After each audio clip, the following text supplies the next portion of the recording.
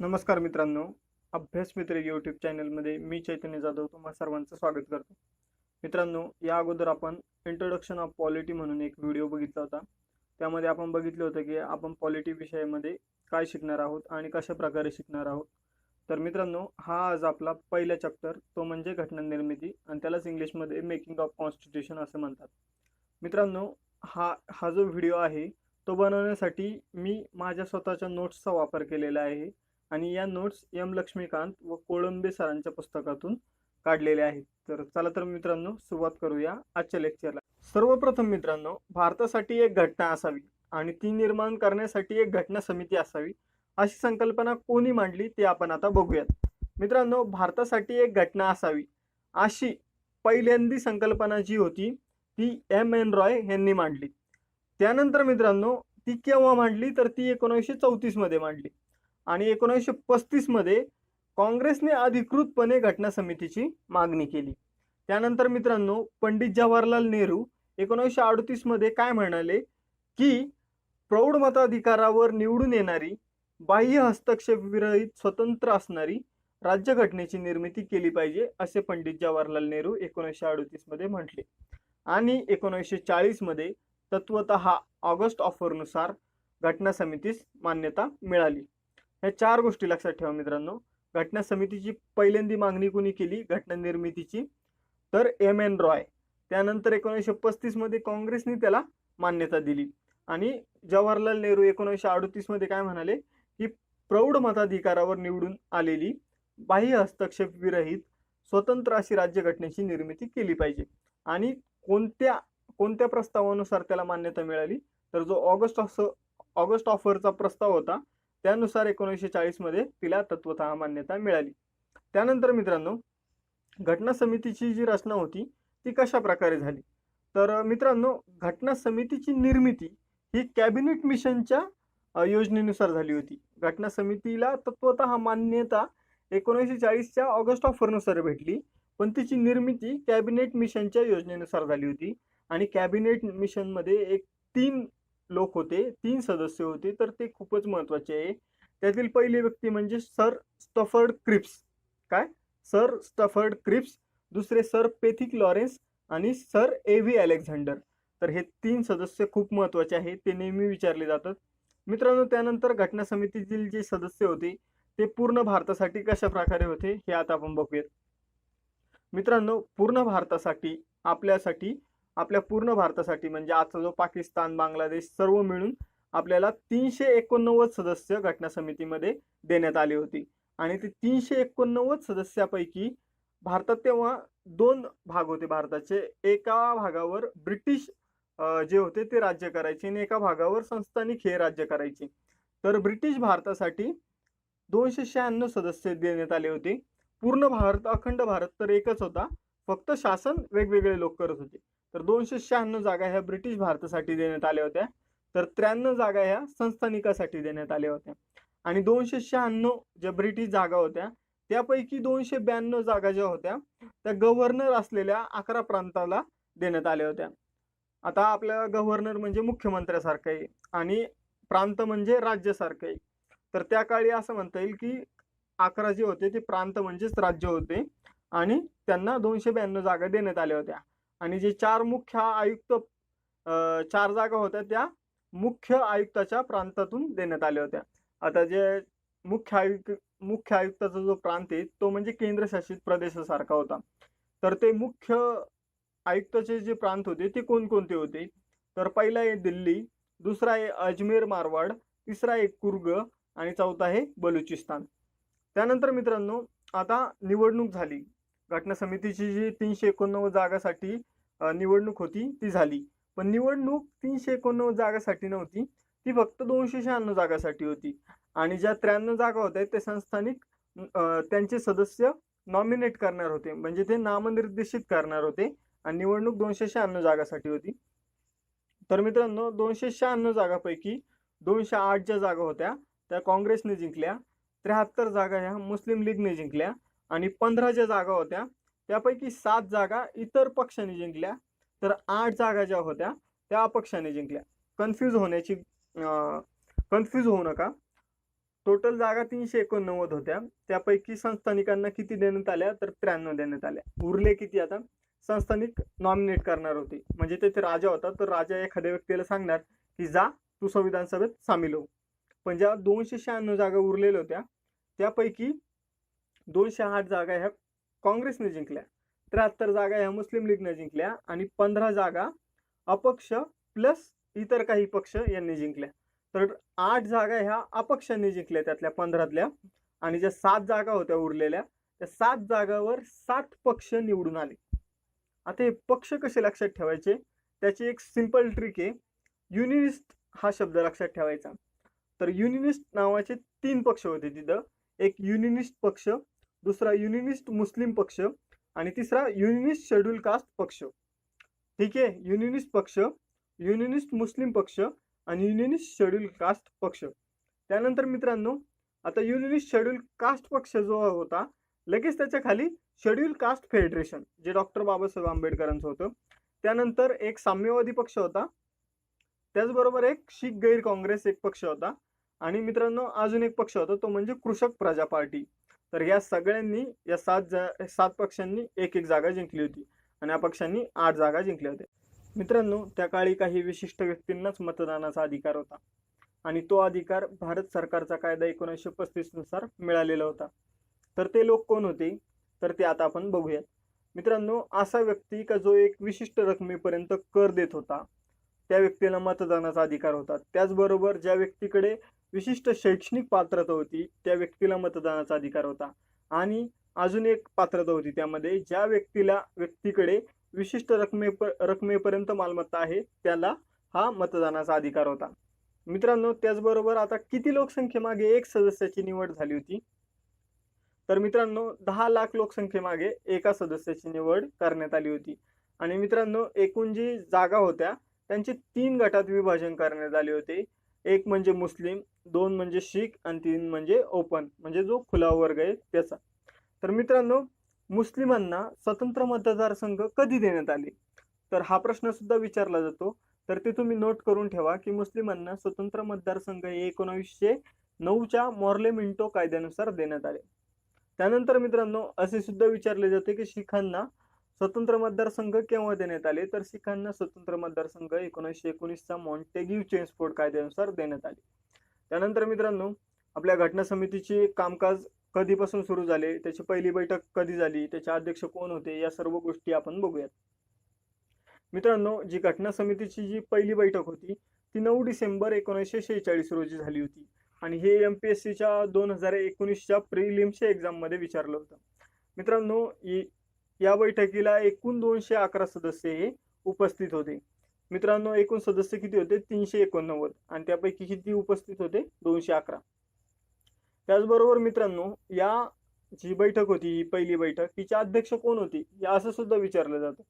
तर हिचे अध्यक्ष होते डॉक्टर सच्चिदानंद सिन्हा आणि यांची जी नेमणूक करण्यात आली होती ती फ्रान्सच्या पद्धतीनुसार करण्यात आली होती.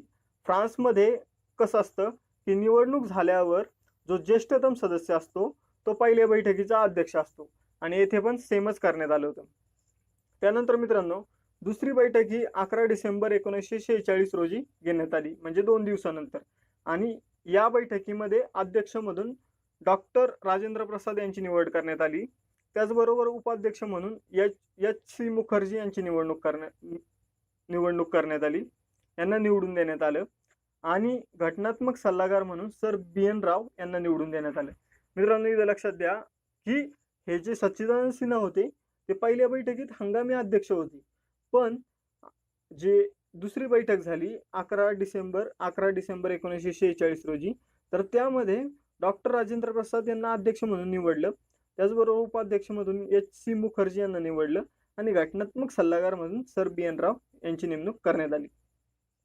त्यानंतर मित्रांनो 13 डिसेंबर 1946 ला एक महत्त्वाची गोष्ट घडली होती, ही तुम्ही लक्षात ठेवा कारण हे परीक्षेमध्ये विचारलं जातं आणि MPSCच्या प्रीमध्ये हे जोडे लावायला आलं होतं 2019 लाच.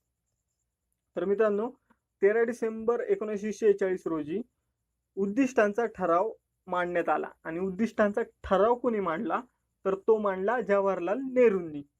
तर मित्रांनो जवाहरलाल नेहरूंनी हा जो ठराव मांडला होता 13 डिसेंबर 1946 रोजी, हा संमत कधी झाला तर 22 जानेवारी 1947 हा संमत झाला. आणि पुढे जाऊन हा जो उद्दिष्टांचा ठराव होता याचे रूपांतर भारताच्या सरनाम्यात झाले. जी भारताची जी प्रस्तावना आहे तिच्यामध्ये झाली. भारताच्या घटनेची प्रस्तावना आहे तिच्यामध्ये झाली. मित्रांनो, घटना समितीचे कार्य सुरू असतानाच भारताला 15 ऑगस्ट 1947 रोजी स्वातंत्र्य मिळाले. आणि भारताला स्वातंत्र्य मिळाले त्याचबरोबर पाकिस्तानची सुद्धा निर्मिती करण्यात आली. त्यामुळे घटना समितीमध्ये काही चेंज करण्यात आले. त्याचबरोबर मित्रांनो, भारत स्वतंत्र झाल्यामुळे भारतीय जी घटना समिती होती, संविधान सभा जी होती, तिला काही विशिष्ट अधिकार देण्यात आले. तर भारताच्या स्वातंत्र्य कायद्यानुसार, जो भारताचा स्वातंत्र्य कायदा होता 1947 नुसार 3 महत्वाचे बदल करण्यात आले. ते आता आपण बघूयात. पण त्याआधी मित्रांनो, मी तुम्हाला काय सांगितलं होतं की एकूण संस्थानिक किती होते तर 93 होती. एकूण संस्थानिक किती होते 93 होते. तर त्या 93 संस्थानिकापैकी 28 एप्रिल 1947 पर्यंत फक्त 6 संस्थानिक जे होते ते घटना समितीत सामील झाले होते. ते 6 संस्थानिक कोणकोणते होते तर बडोदा, बिकानेर, जयपूर, पतियाला, रेवा आणि उदयपूर हे 6 संस्थानिकच घटना समितीमध्ये सामील झाले होते. आणि मित्रांनो, सर्व संस्थानिक भारत किंवा पाकिस्तानमध्ये केव्हा सामील झाले असा जर प्रश्न विचारला गेला तर त्याचं उत्तर काय राहील की फाळणीची घोषणा झाल्यानंतर. आणि फाळणीची घोषणा कधी झाली होती 3 जून 1947 ला. त्या फाळणीची घोषणा झाल्यानंतर सर्व संस्थानिक एकतर भारतात सामील झाले किंवा पाकिस्तानमध्ये सामील झाले. आता मित्रांनो, आपला मेन पॉईंट काय आहे की भारतीय स्वातंत्र्याच्या कायद्यानुसार झालेले प्रमुख 3 बदल कोणते. तर मी तुम्हाला प्रमुख 3 बदल सांगतो आणि नंतर ते समजून सांगतो की ते काय होते नेमकं. पहिला बदल होता की घटना समितीला सार्वभौम दर्जा प्राप्त झाला. दुसरा बदल होता की घटना समिती कायदेमंडळ म्हणून कार्य करू लागली. आणि तिसरा जो बदल होता तो आपल्या घटना समितीच्या जागा होत्या त्यामध्ये काही चेंज झाला. आणि तो का झाला तर पाकिस्तानची निर्मिती करण्यात आली होती. तर मित्रांनो, आता आपण एक एक करून हा बदल समजून घेऊयात. आता घटना समितीला सार्वभौम दर्जा प्राप्त झाला. पहिली, सार्वभौम या शब्दाचा अर्थ म्हणजे काय. सार्वभौम या शब्दाचा अर्थ म्हणजे आपण आपले निर्णय ठामपणे घेऊ शकतो आणि दुसऱ्या कोणाचा आपल्यावर काहीच प्रभाव नसणे म्हणजे सार्वभौम. सार्वभौम म्हणजे स्वतःचे निर्णय स्वतः घेण्याची जी शक्ती असते ठामपणे दुसऱ्याच्या प्रभावाविना, त्याला सार्वभौम असं म्हणू शकतो आपण.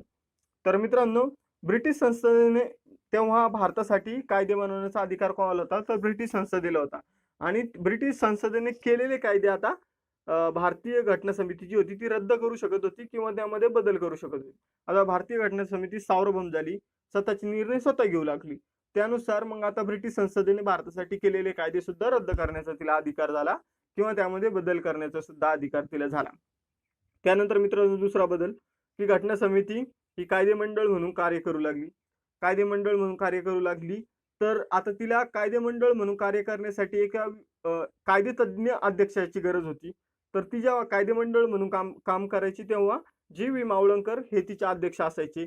आणि जेव्हा रेग्युलर म्हणून कार्य करायची तेव्हा डॉक्टर राजेंद्र प्रसाद हे तिचे अध्यक्ष असायचे. तर ती कायदेमंडळ म्हणून केव्हापासून कार्य करू लागली तर 17 नोव्हेंबर 1947 पासून ती कायदेमंडळ म्हणून कार्य करू लागली. आणि तिचे अध्यक्ष मी तुम्हाला सांगितले जी.व्ही. मावळंकर. त्यानंतर मित्रांनो, घटना समिती हीच पहिली भारताची संसद होती कारण तिच्यामध्ये कायदे निर्माण करण्याचं कार्य चालत होतं. त्यानंतर मित्रांनो, आता संविधान सभेच्या ज्या जागा होत्या 389 त्यामध्ये सुद्धा बदल होईल कारण पाकिस्तानची निर्मिती झाली. त्यामुळे पाकिस्तानची निर्मिती झाल्यामुळे एकूण जागांमधून 90 जागा पाकिस्तानला देण्यात आल्या आणि भारतामध्ये 299 जागा या शिल्लक राहिल्या. त्याचबरोबर ज्या ब्रिटिश भारतासाठी 296 जागा होत्या त्यापैकी 229 जागा या भारतासाठी शिल्लक राहिल्या. आणि 93 जे जागा होत्या तर त्यापैकी 93 जे संस्थानिकाची जागा होत्या त्यापैकी 70 संस्थानिक हे भारतामध्ये होते. तर आता लक्षात घ्या की भारतासाठी जागांमध्ये चेंज कसं झाला की एकूण भारतासाठी आता पाकिस्तान वगळून 299 जागा होत्या. त्यापैकी ब्रिटिश भारतासाठी 229 जागा होत्या आणि त्यापैकी संस्थानिकाच्या 93 जागा होत्या त्यामधून भारतासाठी आता 70 जागा होत्या. तर हे 3 बदल खूप महत्वाचे आहे. आणि त्याचबरोबर मी तुम्हाला अजून काही गोष्ट सांगू इच्छितो की असं खूप विचारलं जातं कोण काय म्हणाले. तर हे लक्षात ठेवा की घटना समितीवर एका प्रमुख समुदायाचे वर्चस्व असं कोणी म्हटलं तर तो होता विन्स्टन चर्चिल. आणि घटना समिती ही हिंदूंची सभा असं कोणी म्हटलं तर तो होता लॉर्ड विस्काउंट. एका प्रमुख समुदायाचे वर्चस्व असं विन्स्टन चर्चिलनं म्हणलं होतं दुसऱ्या महायुद्धाच्या दरम्यान. आणि घटना समिती ही हिंदूंची सभा असं लॉर्ड विस्काउंटने म्हटलं होतं. त्यानंतर मित्रांनो, आता घटना समितीने काही इतर कार्य सुद्धा केले होते. आता ब्रिटिश जी संसद होती ती भारतासाठी कायदे करायचं काम करायची 1947 पर्यंत. पण आता घटना समिती सार्वभौम दर्जा प्राप्त झाला. त्यामुळे तिला काही वेगवेगळे निर्णय घ्यायचे होते. ते काय काय तिने निर्णय घेतले आपण ते बघूयात. मित्रांनो, घटना समितीनं पहिली गोष्ट केली ती म्हणजे भारतासाठी राष्ट्रध्वजाची स्वीकृती केली. आणि ती कधी केली तर ती 22 जुलै 1947 रोजी केली. त्यानंतर मित्रांनो, जे कॉमनवेल्थ असतं, जे राष्ट्रकुल असतं, राष्ट्रकुल कॉमनवेल्थ ही एक संघटना आहे. इंग्लंड देशाच्या आधिपत्याखाली जेवढे बाकीचे राष्ट्र होते त्या सर्व राष्ट्रांची ही एक संघटना आहे. तर तिला कॉमनवेल्थ नेशन असं म्हणतात त्या राष्ट्रांना, ज्यांच्यावर इंग्रजांचं राज्य होतं त्यांना. तर या कॉमनवेल्थ सदस्यत्वासाठी मे 1949 मध्ये घटना समितीने मान्यता दिली. त्याचबरोबर मित्रांनो, 24 जानेवारी 1950 रोजी घटना समितीने 3 मुख्य कार्य केले. त्या दिवशी घटना समितीने भारतासाठी राष्ट्रगीताची स्वीकृती केली, भारतासाठी राष्ट्रगानाची स्वीकृती केली आणि भारताच्या पहिले राष्ट्रपती म्हणून डॉक्टर राजेंद्र प्रसाद यांची नेमणूक केली किंवा स्वीकृती केली. आणि त्यांची निवडणूक प्रॉपर झाली होती त्या काळी. तर मित्रांनो, 3 कार्य हे महत्वाची आहे. राष्ट्रध्वजाची स्वीकृती केव्हा झाली? 22 जुलै 1947. राष्ट्रकुल सदस्यत्वाला मान्यता दिली मे 1949 आणि 24 जानेवारी 1950 रोजी राष्ट्रगीत, राष्ट्रगान आणि भारताचे पहिले राष्ट्रपती म्हणून राजेंद्र प्रसाद यांची स्वीकृती ही करण्यात आली. त्यानंतर मित्रांनो, आता घटना बनवण्यासाठी किती दिवस लागले, किती सत्र होते, किती देशांच्या घटनांचा विचार करण्यात आला, या सर्व गोष्टी आपण थोडक्यात समजून घेऊ. तर मित्रांनो, 2 वर्ष 11 महिने आणि 18 दिवस हे घटना बनवण्यासाठी लागले होते. त्यानंतर मित्रांनो, एकूण सत्रे किती झाली? तर एकूण 11 सत्रे झाली होती. त्याचबरोबर मित्रांनो, किती देशाच्या घटनेचा आपली घटना बनवण्यासाठी विचार करण्यात आला होता? तर त्या 60 देशांच्या घटनेचा भारतीय राज्यघटना बनवण्यासाठी विचार करण्यात आला होता. त्याचबरोबर मित्रांनो, मसुद्यावर काम किती दिवस चालले? डॉक्टर बाबासाहेब आंबेडकर यांच्या अध्यक्षतेखाली मसुदा समिती जी होती तिने किती दिवस कार्य केले? तर तिने 114 दिवस मसुद्यावर कार्य केले. त्यानंतर मित्रांनो, एकूण खर्च किती आला? तर तो 64 लाख रुपये इतका एकूण खर्च आला. त्यानंतर मित्रांनो, 24 जानेवारी 1950 रोजी हे अखेरचं सत्र होतं. त्यानंतर 26 जानेवारी 1950 पासून तर 1952 पर्यंत जी पहिली निवडणूक होती ती होईपर्यंत घटना समितीने हंगामी संसद म्हणून सुद्धा कार्य केले. त्यानंतर मित्रांनो, 17 एप्रिल 1952 रोजी हंगामी संसदेचे जे अस्तित्व होते ते संपुष्टात आले आणि भारतासाठी पहिली जी संसद होती ती मे 1952 मध्ये अस्तित्वात आली. तर अखेरचं सत्र कधी झालं होतं? 24 जानेवारी 1950 रोजी. 26 जानेवारी 1950 पासून ते 1952 पर्यंत भारतासाठी जी हंगामी संसद होती ती म्हणून घटना समितीने कार्य केलं आणि 17 एप्रिल 1952 रोजी हंगामी संसदेचा जे अस्तित्व होतं ते संपुष्टात येऊन मे 1952 मध्ये भारतासाठी पहिली संसद ही अस्तित्वात आली. त्यानंतर मित्रांनो, घटना समितीच्या बऱ्याचशा समित्या होत्या. घटना समितीचं कामकाज जे होतं ते समितीच्या मार्फत चालत होतं. पण त्यापैकी काही महत्वाच्या समित्या होत्या आणि त्या महत्वाच्या लोकांच्या अध्यक्षतेखाली काम करत होत्या आणि काही इतर समित्या होत्या आणि काही समित्या अशा पण होत्या की त्यांच्या अध्यक्ष घटना समितीचे सदस्य नव्हते. तर त्या आता सर्व समित्यांचा आपण एकदा आढावा घेऊ. तर मित्रांनो, जी संघ राज्य समिती होती ती पंडित जवाहरलाल नेहरू हे त्याचे अध्यक्ष होते. अध्यक्ष आणि समिती हे विचारलं जातं जोड्या लावामध्ये, हे तुम्ही लक्षात ठेवा. त्यानंतर संघ राज्य राज्यघटना ही सुद्धा पंडित जवाहरलाल नेहरू यांच्या अध्यक्षतेखाली होती. त्यानंतर प्रांतिक राज्यघटना सरदार वल्लभभाई पटेल यांच्या अध्यक्षतेखाली होती. आता मूलभूत हक्क म्हणजेच फंडामेंटल राईट्स व अल्पसंख्याक आणि आदिवासी व अंतर्भूत न केलेले क्षेत्र यासाठी सल्लागार जी समिती होती ती सरदार वल्लभभाई पटेल यांच्या अध्यक्षतेखाली होती. ही समितीचं नाव खूप मोठं आहे. मूलभूत हक्कासाठी, अल्पसंख्याकांसाठी आणि आदिवासी लोकांसाठी, त्याचबरोबर अंतर्भूत न केलेले क्षेत्र यासाठी सल्लागार समिती जी होती ती सरदार वल्लभभाई पटेल यांच्या अध्यक्षतेखाली होती.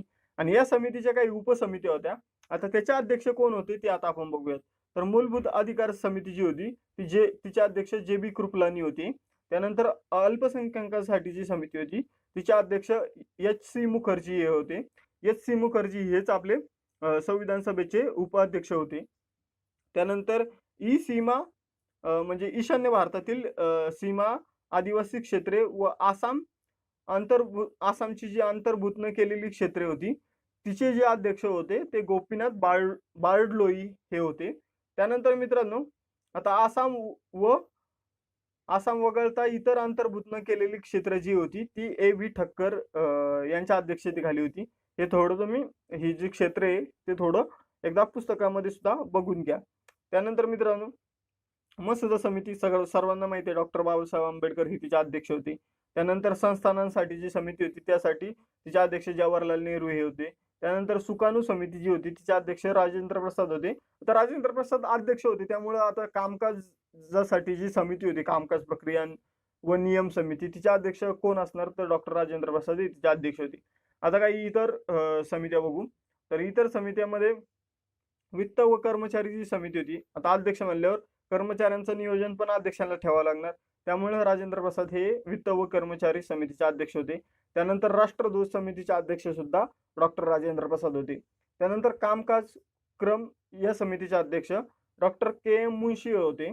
त्यानंतर आता गृह विभागाच्या समितीचा अध्यक्ष इथं मी दिलेलं नाही, ते मी तुम्हाला नेक्स्ट लेक्चरमध्ये सांगतो कोण होतं. त्यानंतर प्रांताच्या मुख्य आयुक्ताच्या समितीचे अध्यक्ष जे होते ते B. पट्टाभी सीतारामय्या हे होते.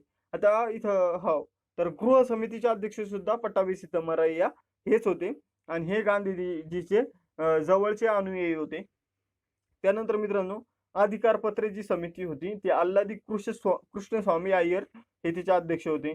त्यानंतर घटना समितीच्या कार्याविषयी जी समिती होती तिचे GV मावळंकर हे अध्यक्ष होते. त्यानंतर मित्रांनो, घटनेचा मसुद्याचे परीक्षण करण्यासाठी कोण अध्यक्ष होतं, तर पंडित जवाहरलाल नेहरू हे होते. आणि वृत्तपत्र कक्ष समिती जी होती तिचे अध्यक्ष उषानाथ सिन्हा हे होते. आणि नागरिकांवरील जे एतद्रत होते तर त्याचे अध्यक्ष जे होते ते S. वरदाचारी होते. S. वरदाचारी हे न्यायालयाचे सुद्धा न्यायाधीश होते. तर मित्रांनो, या समित्या जर तुम्हाला कन्फ्यूज झालं असेल तर तुम्ही हे एकदा दोनदा मागे घेऊन बघा, तुम्हाला निश्चितच समजेल. पण हे मित्रांनो लक्षात ठेवणं गरजेचं आहे. त्यानंतर मित्रांनो, काही समित्या अशा होत्या की ते घटना समितीचे तिचे जे अध्यक्ष होते ते घटना समिती सदस्य नव्हते, पण ते समित्यांचे अध्यक्ष होते. आता मित्रांनो, भाषावार प्रांताविषयी समिती होती तिचे अध्यक्ष होते S.K. दार. त्यानंतर सर्वोच्च न्यायालयाबाबत जी समिती होती तिचे अध्यक्ष होते S. वरदाचारी. मी तुम्हाला सांगितलं की सर्वोच्च न्यायालयाचे अध्यक्ष S. वरदाचारी हे नागरिकांवरील जी एतद्रत समिती होती तिचे सुद्धा अध्यक्ष होते.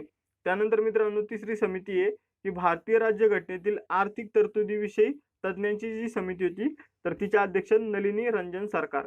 तर हे S.K. दार, S. वरदाचारी आणि नलिनी रंजन सरकार जे होते ते तिघ घटना समितीचे सदस्य नव्हते, परंतु त्या एखाद्या समितीचे अध्यक्ष होते. त्यानंतर मित्रांनो, मसुदा समितीविषयी आता थोडक्यात जाणून घेऊ.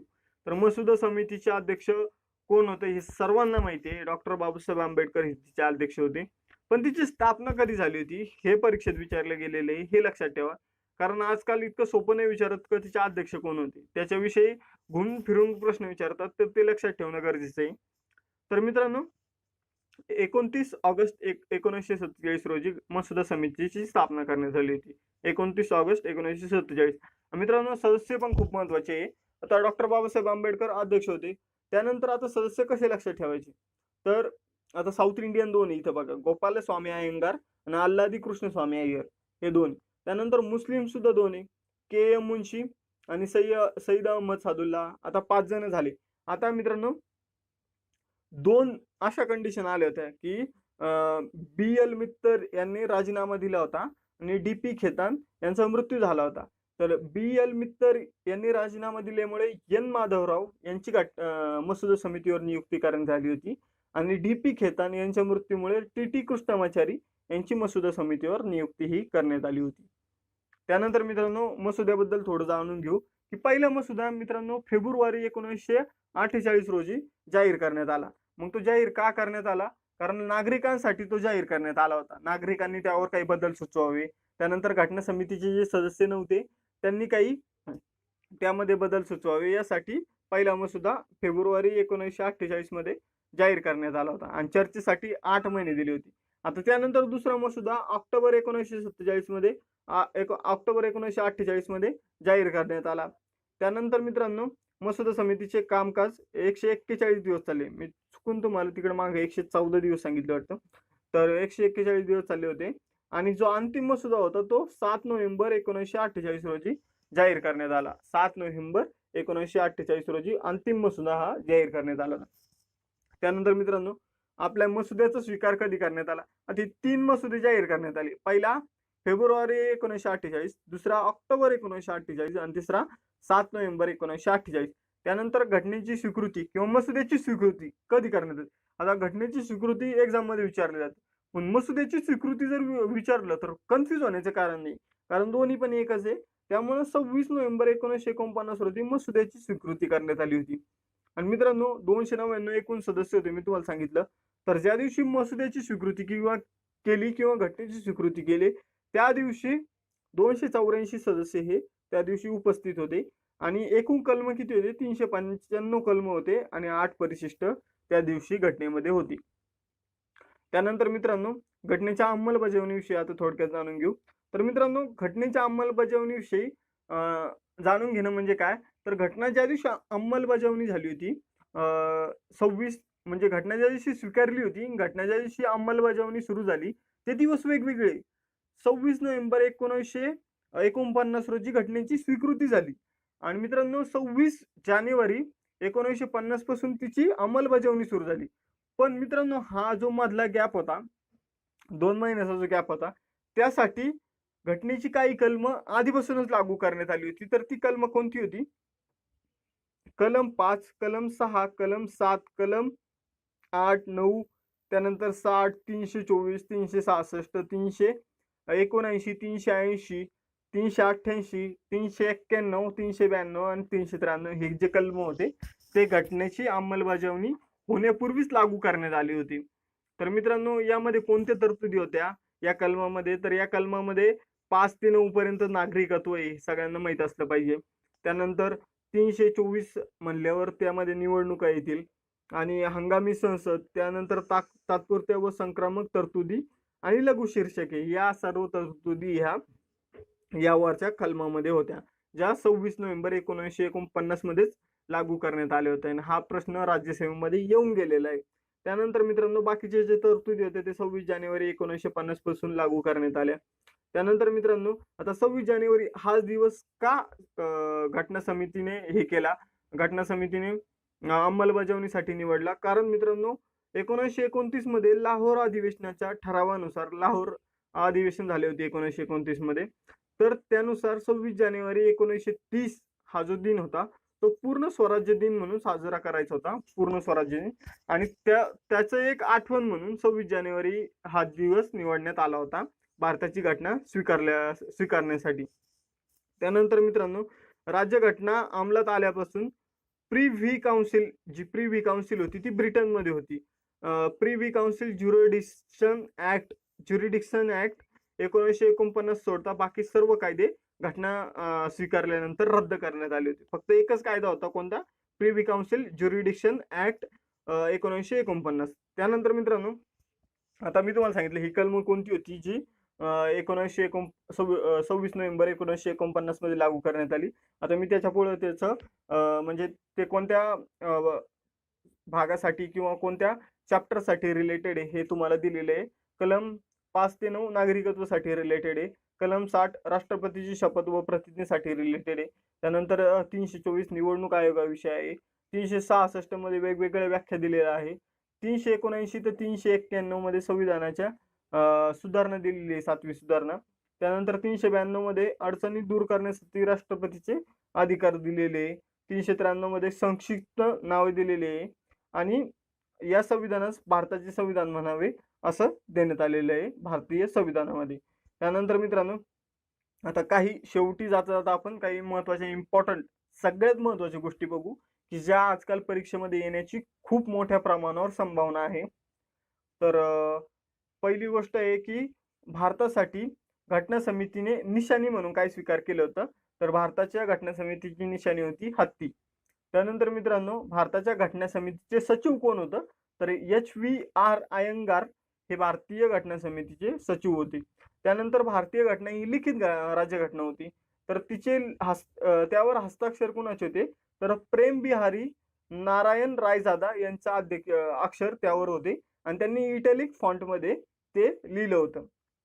त्यानंतर मित्रांनो, शांतिनिकेतन मधील जे नंदलाल बोस होते आणि बिओहर राम मनोहर जे होते, बिओहर राम मनोहर सिन्हा आणि इतर कलाकारांनी त्या आपल्या घटना समितीची ओरिजिनल जी प्रत होती तिला आकर्षक बनवण्याचे काम केले होते.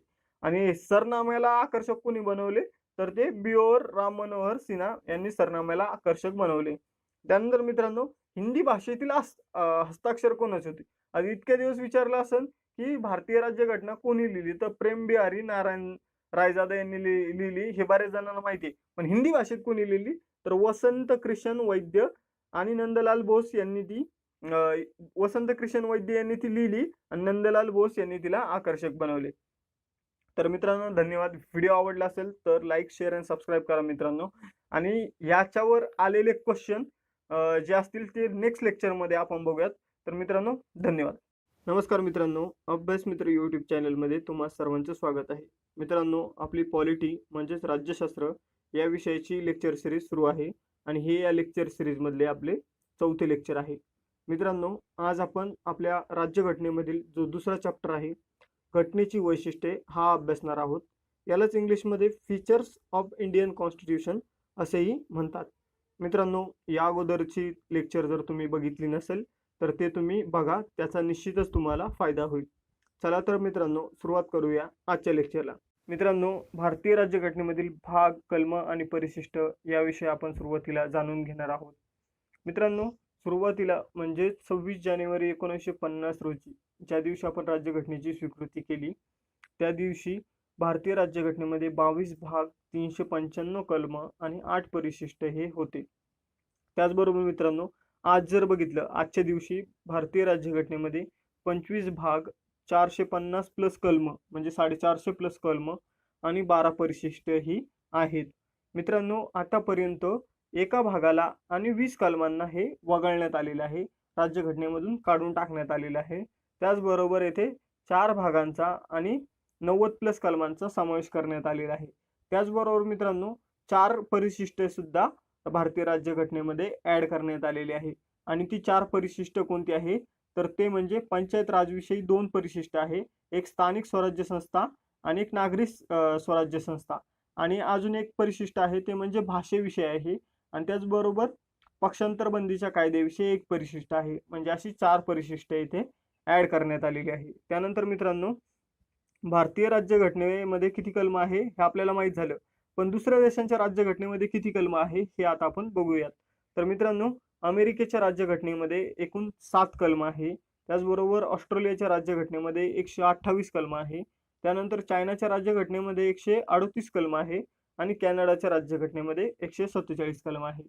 तर मित्रांनो, प्रश्नामध्ये चढता क्रम आणि उतरता क्रम दिला जातो कोणाच्या राज्यघटनेमध्ये किती कलम आहे याचा. तर तुम्हाला हे लक्षात राहिलं पाहिजे की अमेरिकेच्या राज्यघटनेमध्ये 7, ऑस्ट्रेलियाच्या राज्यघटनेमध्ये 128, चायनाच्या राज्यघटनेमध्ये 138 आणि कॅनडाच्या राज्यघटनेमध्ये 147 कलम ही आहे. त्यानंतर मित्रांनो, भारतीय राज्यघटनेचे विविध स्त्रोतांविषयी आता आपण अभ्यासणार आहोत. तर मित्रांनो, भारतीय राज्यघटनेच्या स्त्रोतांविषयी अभ्यासण्याच्या आधी आपल्याला 2 महत्त्वाच्या गोष्टी बघणं गरजेचं आहे. पहिली गोष्ट म्हणजे डॉक्टर बाबासाहेब आंबेडकर यांचं काय म्हणणं होतं. तर डॉक्टर बाबासाहेब आंबेडकर म्हणतात की जगात त्या काळी माहीत असलेल्या सर्व राज्यघटना ढुंडाळून भारतीय राज्यघटना ही बनवलेली आहे. म्हणजे याचाच अर्थ असा की त्या काळी भारतीय राज्यघटना ही बनवण्यासाठी जगातील सर्व ज्या राज्यघटना अस्तित्वात होत्या त्यांचा अभ्यास करून भारतीय राज्यघटनेत तो वापरण्यात आलेला आहे. त्यानंतर मित्रांनो, भारतीय राज्यघटनेमध्ये अर्ध्याहून जास्त तरतुदी ह्या म्हणजे 250 प्लस तरतुदी ह्या 1935च्या कायद्याप्रमाणे किंवा त्याप्रमाणे मिळता जुळत्या आहेत.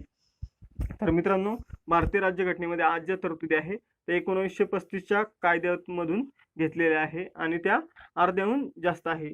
त्याचबरोबर मित्रांनो डॉक्टर बाबासाहेब आंबेडकर काय म्हटले हे आपल्याला कळलं आणि 1935च्या कायद्यातून अर्ध्या पेक्षा जास्त तरतुदी हे आपण घेतलेले आहे हे सुद्धा आपल्याला समजलं. त्यानंतर मित्रांनो आजच्या लेक्चरमधील सर्वात महत्त्वाचा आणि परीक्षेमध्ये सारखा विचारला जाणारा पॉईंट म्हणजे कोणत्या देशाच्या राज्यघटनेमधून आपण कोणती तरतूद घेतलेली आहे हे सारखं कंटिन्युअस विचारलं जातं. ते जोडे लावामध्ये येतं, विधानांच्या स्वरूपात येतं, पण परीक्षेमध्ये येतं म्हणजे येतच. तर मित्रांनो आपण भारतीय राज्यघटनेमध्ये मूलभूत अमेरिकेच्या राज्यघटनेमधून कोणकोणत्या तरतुदी घेतलेल्या आहेत हे सुरुवातीला बघूयात. तर मूलभूत हक्क हे आपण अमेरिकेच्या राज्यघटनेकडून घेतलेले आहे. त्याचबरोबर स्वतंत्र न्यायव्यवस्थेची तरतूद आपण अमेरिकेच्या राज्यघटनेकडून घेतलेली आहे. त्यानंतर न्यायिक पुनर्विलोकन सुद्धा अमेरिकेकडून घेतलेलं आहे. त्यानंतर राष्ट्रपती विरोधात महाभियोगाची जी प्रक्रिया असते ती सुद्धा अमेरिकेच्या राज्यघटनेकडून घेतलेली आहे. त्यानंतर उपराष्ट्रपती हे पद, त्याचबरोबर सर्वोच्च उच्च न्यायालयाचे जो न्यायाधीश असतात त्यांना काढून टाकण्याची पद्धत सुद्धा अमेरिकेच्या राज्यघटनेकडून आपण ही घेतलेली आहे. त्यानंतर मित्रांनो आपण आयर्लंडच्या राज्यघटनेकडून काय काय घेतलेले आहे ते आता बघूयात. तर मित्रांनो आयर्लंडच्या राज्यघटनेकडून आपण 3 महत्त्वाच्या गोष्टी घेतलेल्या आहेत.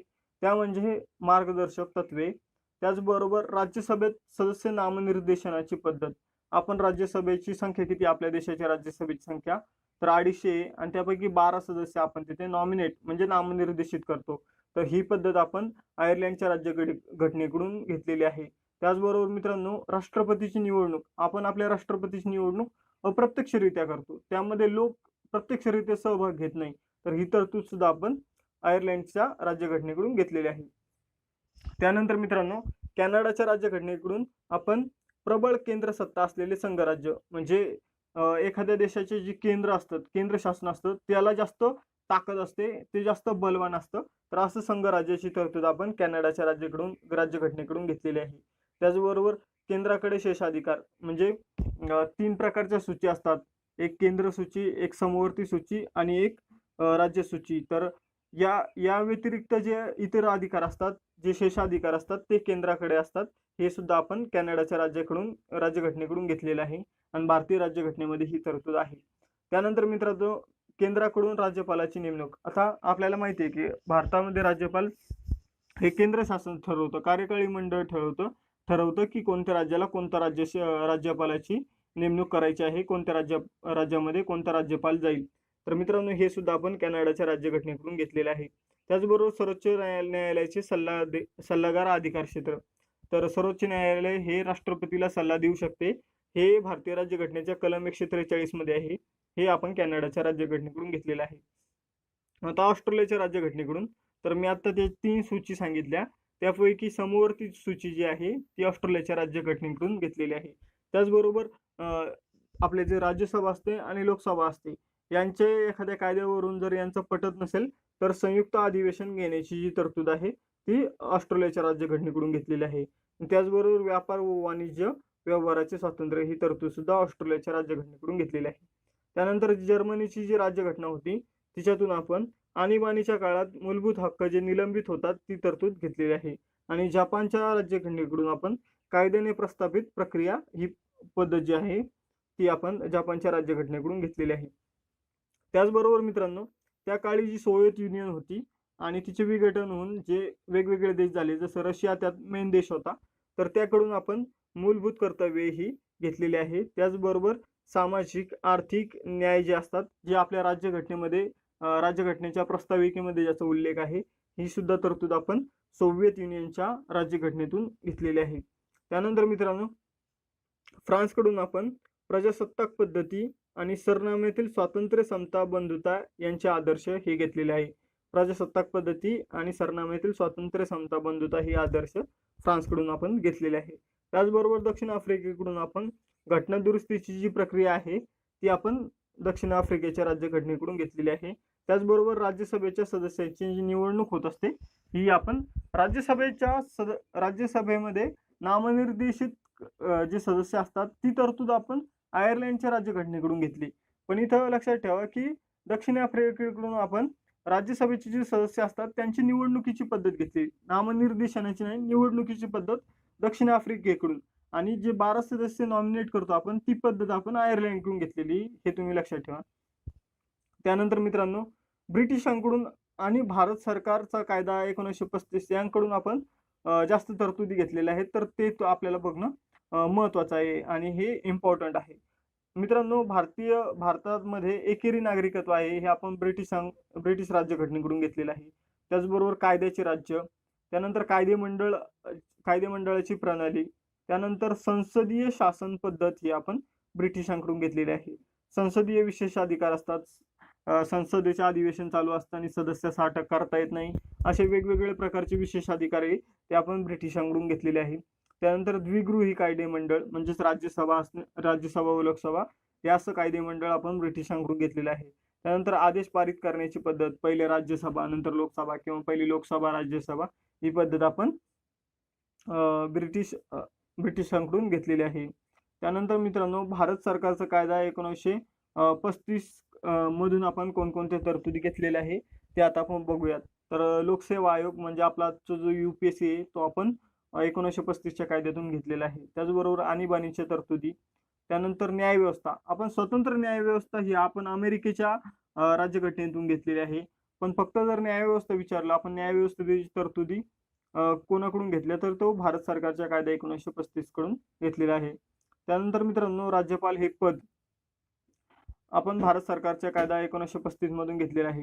मित्रांनो, राज्यपाल हा केंद्राचा प्रतिनिधी म्हणून नेमण्याची पद्धत ही कॅनडाकडून घेतलेली आहे. पण राज्यपाल हे पद आपण भारत सरकारचा कायदा 1935 मधून घेतलेला आहे. त्याचबरोबर मित्रांनो, संघराज्यीय शासन पद्धतीतील प्रशासनिक तपशील ही तरतूद सुद्धा आपण भारत सरकारचा कायदा 1935 मधून घेतलेली आहे. त्यानंतर मित्रांनो, आता भारताची संघराज्य आहे त्याचे वेगवेगळे लेखकांनी वेगवेगळे वर्णन केलेले आहे. तो प्रश्न बऱ्याच एक्झाम मध्ये विचारला गेलेला आहे. तर ते आता आपण बघूयात. तर KC व्हेयर जे आहे ते भारतीय संघराज्याला स्वरूपाने संघराज्य पण आशयाने एकात्मिक निमसंघराज्य असं म्हणतात. KC व्हेयर काय म्हणतात, स्वरूपाने संघराज्य आहे फक्त, पण आशयाने ते एकात्मिक आहे आणि निमसंघराज्य आहे. त्याचबरोबर मॉरिस जोन्स जे आहे ते भारतीय संघराज्याला वाटाघाटीचे संघराज्य म्हणतात. मॉरिस जोन्स काय म्हणतात की भारतीय संघराज्य हे वाटाघाटीचे संघराज्य आहे. त्याचबरोबर ग्रेनव्हिल ऑस्टिन आणि आयर्विन जेनिंग्स यांच्यावर खूप प्रश्न विचारले जातात. तर ग्रेनव्हिल ऑस्टिन जे आहे ते भारतीय संघराज्याला सहकारी संघराज्य म्हणतात. तर आयव्हर जेनिंग्स भारतीय संघराज्याला एकात्मिकतेकडे झुकणारे संघराज्य असं म्हणतात. मित्रांनो, आता आपण भारतीय राज्यघटनेवरील टीका बघूयात. मित्रांनो, काही लोकांनी भारतीय राज्यघटनेवर कोणत्या टीका केलेल्या आहेत त्याचा आता आपण अभ्यास करूयात. तर मित्रांनो, 1935चा जो कायदा होता तर काही लोकांचं असं म्हणणं होतं की त्यातूनच आपण ॲज इट इज तरतुदी घेतलेल्या आहेत. तर त्याविषयी काही जणांनी टीका केलेल्या आहेत त्या आता आपण अभ्यासू. तर मित्रांनो, भाषा आणि आशयाच्या बाबतीत भारतीय राज्यघटना ही 1935च्या कायद्यासारखी असं कोण म्हटलं तर N. श्रीनिवास म्हटले. N. श्रीनिवासन काय म्हटले की भाषा आणि आशयाच्या बाबतीत जी भारतीय राज्यघटना आहे ती 1935च्या कायद्यासारखी आहे. आता आयव्हर जेनिंग्स काय म्हणतात तर भारतीय राज्यघटना ही 1935च्या कायद्यातून थेट घेतलेली आहे आणि तिथली तरतुदी सुद्धा सेम आहे असं आयव्हर जेनिंग्सचं म्हणणं आहे. त्याचबरोबर PR देशमुख काय म्हणतात तर PR देशमुख असं म्हणतात की राज्यघटना म्हणजे केवळ प्रौढ मताधिकाराचा समावेश केलेला 1935चा कायदा. भारतीय राज्यघटना म्हणजे केवळ प्रौढ मताधिकार म्हणजे जो प्रौढ मतदानाचा अधिकार आहे त्याचा समावेश केलेला 1935चा कायदा हा भारतीय राज्यघटना आहे असं PR देशमुख म्हणतात. तर ह्या 1935च्या कायद्यावर आधारलेल्या टीका आहे. त्यानंतर मित्रांनो, भारतीय राज्यघटना ही भारताविरोधी असे म्हणणारे टीकाकार आपण इथे बघूयात. तर मित्रांनो, हनुमंतय्या काय म्हणतात तर ते आपण बघू. आम्हाला वीणा आणि सतार याचे संगीत हवे होते. येथे इंग्लिश घोष विभागाचे संगीत आहे. घटनाकारांचे शिक्षण त्या पद्धतीने झाले आहे हे त्याचे कारण आहे. हनुमंतय्या काय म्हणतात की आम्हाला तर वीणा आणि सतार यांचे संगीत पाहिजे होते पण इथे इंग्लिश संगीत आहे आणि हे का झाले तर हे जे घटनाकार होते त्यांचे शिक्षण त्या पद्धतीचे झालेले होते असे हनुमंतय्या म्हणताय. त्यानंतर लोकनाथ मिश्र काय म्हणतात की पश्चिमेचे गुलामी अनुकरण त्याहून पश्चिमेला गुलामी शरणागती असं लोकनाथ मिश्र म्हणतात. लोकनाथ मिश्र काय म्हणतात की पश्चिमेचे गुलामी अनुकरण आणि त्याहूनही पश्चिमेला गुलामी शरणागती असं लोकनाथ मिश्र म्हणतात. त्यानंतर लक्ष्मीनारायण काय म्हणतात?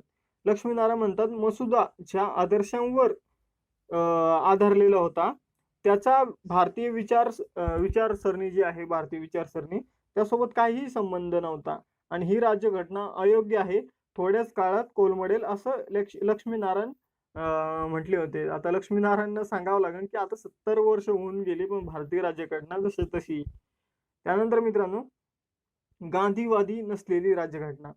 आता गांधीवादी नसलेली राज्यघटना कोण कोण म्हणतात ते आता आपण बघूयात. आता के हनुमंतय्या परत एकदा आले, तर के हनुमंतय्या काय म्हणतात की गांधीजींना जशी पाहिजे होती तशी आपली राज्यघटना नाही. त्यानंतर मित्रांनो, टी प्रकाशम काय म्हणतात हे आता आपण बघूयात. आंबेडकरांचा गांधी चळवळीत सहभाग नव्हता आणि गांधींच्या आदर्शांना विरोध होता, हे या त्रुटीचे कारण आहे. म्हणजे भारतीय राज्यघटना गांधीवादी नाही याचं कारण काय आहे की आंबेडकरांचा गांधी चळवळीत सहभाग नव्हता आणि गांधींच्या आदर्शांना त्यांचा विरोध होता, म्हणून भारतीय राज्यघटना अशा प्रकारे बनलेली आहे. आता आकाराबद्दल सुद्धा बोलले जाते. तर आकाराबद्दल आयव्हर्जेनिक्स काय म्हणतात की भारतीय राज्यघटना खूप मोठी आहे आणि क्लिष्ट आहे. तर आयव्हर्जेनिक्स काय म्हणतात की भारतीय राज्यघटना खूप मोठी आणि क्लिष्ट आहे. त्यानंतर NB कामत काय म्हणतात, तर भारतीय राज्यघटना बनवण्यासाठी जी समिती होती तिने हत्ती हे चिन्ह स्वीकारले होते.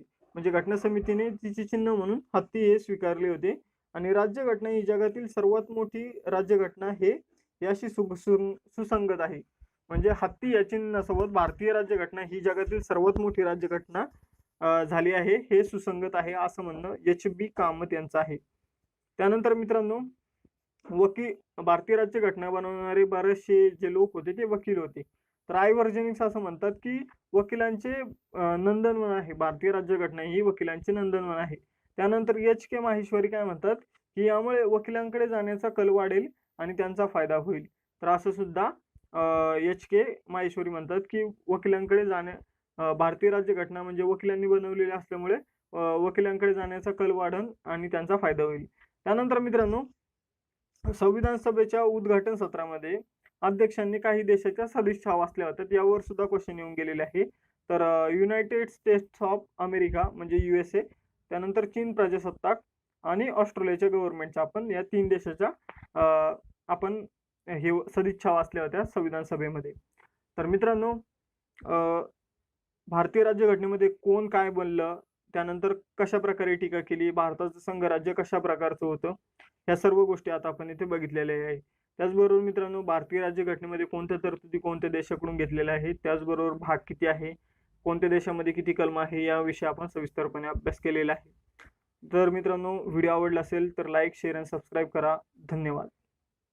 नमस्कार मित्रांनो, अभ्यास मित्र यूट्यूब चॅनलमध्ये तुम्हा सर्वांचं स्वागत आहे. मित्रांनो, आपण पॉलिटी म्हणजेच राज्यशास्त्र या विषयाची लेक्चर सिरीज बघत आहोत आणि हे या लेक्चर सिरीजमधले आपले 6वे लेक्चर आहे. मित्रांनो, या अगोदर आपण 2 घटकांचा अभ्यास केलेला आहे. पहिला घटक म्हणजे भारतीय राज्यघटनेची निर्मिती कशी झाली आणि दुसरा घटक म्हणजे भारतीय राज्यघटनेची वैशिष्ट्ये कोणकोणती आहेत. त्याचबरोबर मित्रांनो, आपण या 2 घटकांवरील आयोगाने आतापर्यंत विचारलेली प्रश्न जे आहेत ती सुद्धा सोडवलेली आहेत. मित्रांनो, हे लेक्चर जर तुम्हाला बघायचे असेल तर तुम्ही अभ्यास मित्राची जी पॉलिटीची प्लेलिस्ट आहे त्यामध्ये जाऊन ते बघू शकता. मित्रांनो, आजचा जो आपला घटक आहे तो म्हणजे भारतीय राज्यघटनेची प्रास्ताविका. मित्रांनो, यालाच इंग्लिशमध्ये प्रिअम्बल ऑफ इंडियन कॉन्स्टिट्यूशन असेही म्हणतात. चला तर मित्रांनो, सुरुवात करूया आजच्या लेक्चरला. मित्रांनो, भारतीय राज्यघटनेची जी प्रास्ताविका आहे तिलाच उद्देशिका, प्रस्तावना आणि सरनामा असे शब्द सुद्धा वापरले जाते. तर मित्रांनो, परीक्षेमध्ये कोणताही शब्द आला भारतीय राज्यघटनेच्या प्रस्ताविकेबद्दल, उद्देशिका आला, प्रस्तावना आला किंवा सरनामा आला तर तुम्हाला कन्फ्यूज होण्याचे कोणतेही कारण नसले पाहिजे. त्यानंतर मित्रांनो, आता सुरुवातीला आपण भारतीय राज्यघटनेची प्रास्ताविका एकदा बघू. तर भारतीय राज्यघटनेची प्रास्ताविका: आम्ही भारताचे लोक, भारताचे एक सार्वभौम, समाजवादी, धर्मनिरपेक्ष, लोकशाही गणराज्य घडवण्याचा व त्याच्या नागरिकास सामाजिक, आर्थिक व राजकीय न्याय, विचार, अभिव्यक्ती, विश्वास, श्रद्धा व उपासना यांचे स्वातंत्र्य, दर्जाची व संधीची समानता निश्चितपणे प्राप्त करून देण्याचा आणि त्या सर्वांमध्ये व्यक्तीची प्रतिष्ठा व राष्ट्राची एकता व आणि एकात्मता यांचे आश्वासन देणारी बंधुता प्रवर्धित करण्याचा संकल्पपूर्वक निर्धार करून आमच्या संविधान सभेत आज दिनांक 26 नोव्हेंबर 1949 रोजी याद्वारे हे संविधान अंगीकृत आणि अधिनियमित करून स्वतः प्रत अर्पण करत आहोत.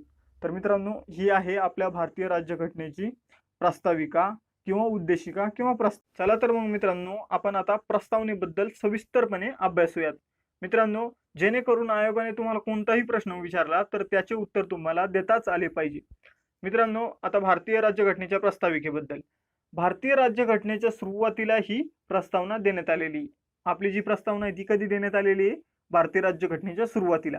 पण मित्रांनो, तुम्हाला जर असं विचारलं की हिची निर्मिती केव्हा करण्यात आली, तर मित्रांनो, भारतीय राज्यघटनेच्या प्रस्तावनेची निर्मिती जी आहे ती भारताचे संविधान पूर्ण झाल्यानंतर भारतीय राज्यघटनेच्या प्रस्तावनेची निर्मिती ही करण्यात आलेली. संविधान बनून पूर्ण झालं त्यानंतर शेवटी प्रस्तावनेची निर्मिती करण्यात आली आणि ती संविधानामध्ये कुठे आहे तर ती सुरुवातीलाच आहे. हे तुम्हाला लक्षात ठेवावं लागेल. याच्यावर पण प्रश्न विचारले गेलेले आहेत. मित्रांनो, त्यानंतर सर्वप्रथम अमेरिकेच्या घटनेमध्ये प्रस्तावना देण्यात आलेली होती. सर्वप्रथम कोणत्या देशाच्या राज्यघटनेमध्ये प्रस्तावना देण्यात आली होती तर तो देश आहे अमेरिका. यानंतर मित्रांनो, हिची निर्मिती कशी झाली तर ते आता आपण बघूयात. मित्रांनो, पंडित नेहरूंनी 13 डिसेंबर 1946 रोजी संविधान सभेत एक ठराव मांडला होता. तर तो ठराव कोणता होता? उद्दिष्टांचा ठराव होता.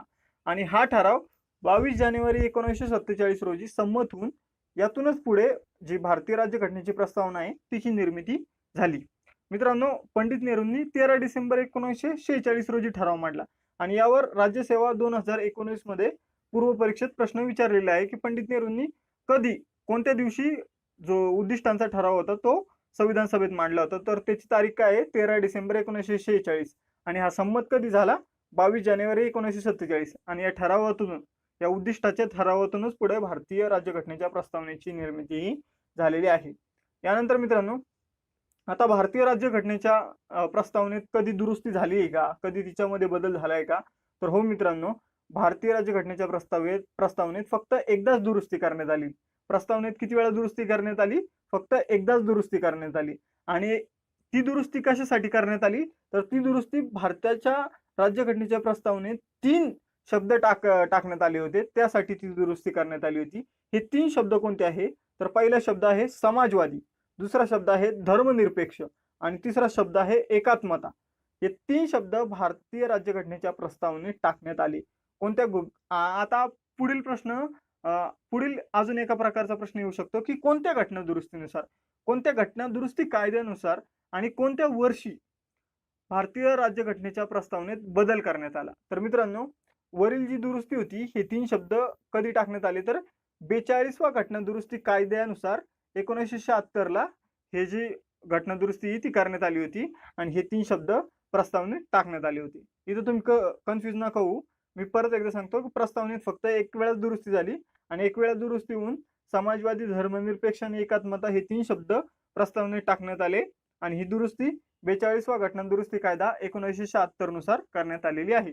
यानंतर मित्रांनो, आता प्रस्तावना घटनेचा भाग आहे की नाही याबाबत विवाद निर्माण झाले आणि सर्वोच्च न्यायालयात त्याचे काही निर्णय दिले गेले, ते आता आपण बघूयात.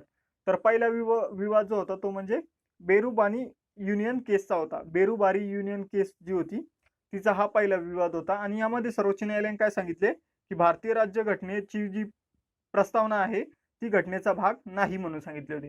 प्रस्तावना घटनेचा भाग नाही म्हणून बेरुबारी युनियन केसमध्ये सांगितले गेले होते. आणि मित्रांनो, ह्या टॉपिकवर सर्वात जास्त क्वेश्चन विचारले गेलेले, प्रत्येक एक्झाम मध्ये क्वेश्चन विचारले गेलेले, MPSC ची प्रीची असो, मेन्सची असो, STI, PSI, असिस्टंटची असो, या सर्व एक्झाम मध्ये यावर प्रश्न विचारले गेलेले. मित्रांनो, आता दुसरा खटला केशवानंद भारती केसमध्ये. आता केशवानंद भारती केसमध्ये काय सांगितलं की जी प्रस्तावना आहे ती भारतीय राज्यघटनेचा भाग आहे. बेरुबारी युनियन केसमध्ये काय सांगितलं होतं की ती भाग नाही म्हणून सांगितलं होतं.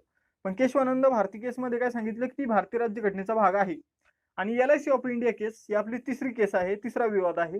यामध्ये सांगितलं की प्रस्तावना ही घटनेचा अविभाज्य भाग आहे. म्हणजे प्रस्तावना ही घटनेचा भाग असल्याचे एकदम ठामपणे सर्वांसमोर आले. त्यांनी LIC ऑफ इंडिया केसमध्ये काय सांगितलं गेलं सर्वोच्च न्यायालयामार्फत की प्रस्तावना ही घटनेचा अविभाज्य भाग आहे. यानंतर मित्रांनो, आता जी भारतीय राज्यघटनेची प्रस्तावना आहे, उद्देशिका आहे, याबाबत काही विद्वानांनी काही वर्णन केलेली आहे, ती आता आपण बघूयात. तर पंडित ठाकूरदास भार्गव जे आहे ते या प्रस्तावनेला उत्कृष्ट गद्य काव्य असं म्हणतात. काय म्हणतात ते? प्रस्तावनेला उत्कृष्ट गद्य काव्य असं म्हणतात. त्यानंतर एम व्ही पायली. आता एम व्ही पायली जे आहे ते भारतीय प्रस्तावनेला अशा प्रकारचा सर्वोत्तम मसुदा असे म्हणतात. काय म्हणतात? अशा प्रकारचा सर्वोत्तम मसुदा. त्यानंतर के एम मुन्शी. आता के एम मुन्शी भारतीय राज्यघटनेच्या प्रस्तावनेला राजकीय कुंडली असे म्हणतात. आणि त्यानंतर आचार्य जे बी कृपलानी हे भारतीय राज्यघटनेच्या प्रस्तावनेला कल्याणकारी राज्याची अचंबित करणारी तत्वे असं म्हणतात. मित्रांनो, या टॉपिकवर पण खूप सारे क्वेश्चन येतात की कोणी प्रस्तावनेचे कशा प्रकारे वर्णन केलेले. तर पंडित ठाकूरदास भार्गव उत्कृष्ट गद्य काव्य, एम व्ही पायली अशा प्रकारचा सर्वोत्तम मसुदा, के एम मुन्शी राजकीय कुंडली आणि आचार्य जे बी कृपलानी कल्याणकारी राज्याची अचंबित करणार. मित्रांनो, मी तर काही की पॉईंट्स दिलेले आहेत ते परीक्षेच्या दृष्टीनं खूपच महत्वाचे आहे. आपला जो पहिला की पॉईंट आहे तो म्हणजे आपली जी प्रस्तावना आहे ती न्यायप्रविष्ट नाही. म्हणजेच मित्रांनो, आपल्या प्रस्तावनेत न्याय, स्वातंत्र्य, समता, बंधुता, एकात्मता या सर्व गोष्टी दिलेल्या आहेत. समजून घ्या की आपण बंधुता दिलेली आणि आपण एकमेकांमध्ये बंधुभावाने राहत नाही. आपण फक्त ह्याच गोष्टीसाठी न्यायालयामध्ये जाऊ शकत नाही. आणि आपण न्यायालयामध्ये ज्या गोष्टीसाठी जाऊ शकत नाही ती गोष्ट म्हणजे न्यायप्रविष्ट नसणे. आणि ज्या गोष्टीसाठी न्यायालयात जाऊ शकतो ती गोष्ट म्हणजे न्यायप्रविष्ट असणे. तर भारतीय राज्यघटनेत फक्त मूलभूत हक्क जे आहे ते न्यायप्रविष्ट आहे. कारण त्याच्या तरतुदीचे उल्लंघन झाले तर आपल्याला न्यायालयात जाता येते. पण मित्रांनो, प्रस्तावना ही न्यायप्रविष्ट नाही. त्याचबरोबर मार्गदर्शक तत्वे, मूलभूत कर्तव्ये ही सुद्धा न्यायप्रविष्ट नाही. त्यानंतर मित्रांनो, जी प्रस्तावना आहे ते मध्ये बरेचसे शब्द दिलेले आहे. आपण वाचताना बघितलं तर मित्रांनो, या शब्दाची अरेंजमेंट कशी आहे, चढता क्रम, उतरता क्रम, त्याचबरोबर पहिला शब्द कोणता आहे, शेवटचा शब्द कोणता आहे, हे सुद्धा असे सुद्धा प्रश्न एक्झाम मध्ये विचारले जाते. तर मित्रांनो, हा सुद्धा एका एक्झाम मध्ये प्रश्न विचारला गेला होता की हे 4 शब्द देण्यात आले होते आणि याच्यामधील पहिला शब्द आपल्याला विचारला होता की पहिला शब्द कोणता आहे. तर मित्रांनो, याची अरेंजमेंट तुम्ही लक्षात ठेवा. पहिला शब्द आहे न्याय, स्वातंत्र्य, समता आणि बंधुता. कोणता आहे? न्याय, स्वातंत्र्य, समता आणि बंधुता. त्यानंतर मित्रांनो, आपला तिसरा की पॉईंट जो आहे तो म्हणजे की आता हा की पॉईंट समजून घेण्यासाठी नीट लक्ष द्या. मित्रांनो, काही तरतुदी अशा आहे की त्या प्रस्तावनेमध्ये सुद्धा आहे आणि मार्गदर्शक तत्वांमध्ये सुद्धा आहे.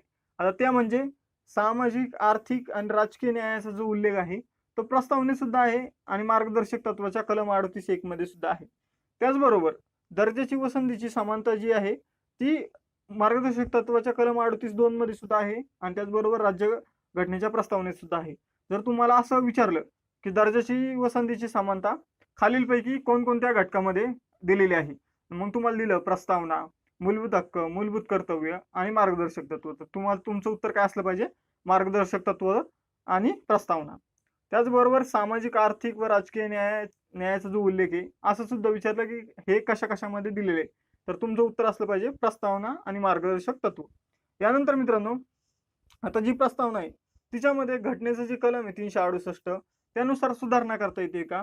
तर सुधारणा करता येते, पण त्याचा जो मूलभूत ढाचा आहे, मूलभूत संरचना आहे त्यामध्ये बदल करता येत नाही. सुधारणा करता येते पण मूलभूत संरचनेत बदल करता येत नाही. मित्रांनो, व्हिडिओ लेक्चर आवडला असेल तर लाईक, शेअर आणि सबस्क्राईब करा आणि काही जरी समजलं असेल तर कमेंट बॉक्समध्ये विचारा. धन्यवाद. नमस्कार मित्रांनो, अभ्यास मित्र यूट्यूब चॅनलमध्ये तुम्हा सर्वांचं स्वागत आहे. मित्रांनो, आपण पॉलिटी म्हणजेच राज्यशास्त्र या विषयाची लेक्चर सिरीज बघत आहोत आणि हे या लेक्चर सिरीजमधले आपले 8वे लेक्चर आहे. मित्रांनो, आज आपण संघराज्य व त्याचे राज्यक्षेत्र हा आपला राज्यघटनेतील 4था घटक अभ्यासणार आहोत. मित्रांनो, यालाच इंग्लिशमध्ये युनियन अँड इट्स टेरिटरी असेही म्हणतात. मित्रांनो, यामध्ये आपण सुरुवातीची कलमांचा, राज्यघटनेची सुरुवातीची कलम आहे त्यांचा आणि राज्यांची निर्मिती कशी केली जाते याचा अभ्यास करणार आहोत. मित्रांनो, हे लेक्चर भाग 1 आहे आणि याचा दुसरा भाग सुद्धा लवकरच येईल. तर चला तर मग मित्रांनो, सुरुवात करूया आजच्या लेक्चरला. मित्रांनो, संघराज्य व त्याचे राज्यक्षेत्र हे भारतीय राज्यघटनेच्या भाग 1 आणि कलम 1 ते 4 यामध्ये दिलेले आहेत. मित्रांनो, भारतीय राज्यघटनेच्या कुठे दिलेले आहेत? तर भाग 1 व कलम 1 ते 4 यामध्ये दिलेले आहेत. मित्रांनो, आता आपण ही कलमे एक एक करून अभ्यासूयात. मित्रांनो, कलम 1 मध्ये संघराज्याचे नाव व त्याचे राज्यक्षेत्र हे देण्यात आलेले आहेत. मित्रांनो, हे संघराज्य म्हणजेच यामध्ये घटक राज्य आणि केंद्रशासित प्रदेश यांचा सुद्धा समावेश होतो. त्यामुळे मित्रांनो कलम 1 मध्ये घटक राज्य आणि केंद्रशासित प्रदेश यांचे नावं व राज्यक्षेत्र ही दिलेले आहेत असं म्हणायला हरकत नाही. यानंतर मित्रांनो कलम 1 चे सुद्धा 3 भाग आहेत. तर ते मित्रांनो आता आपण एक एक करून अभ्यासूयात. मित्रांनो कलम 1:1 नुसार भारत हा राज्याचा संघ आहे. भारत काय सांगितलेलं आहे? भारत हा राज्याचा संघ आहे. मित्रांनो इथे नीट लक्ष द्या की इथं राज्याचा संघ म्हटलेलं आहे, इथं संघ राज्य म्हटलेलं नाही.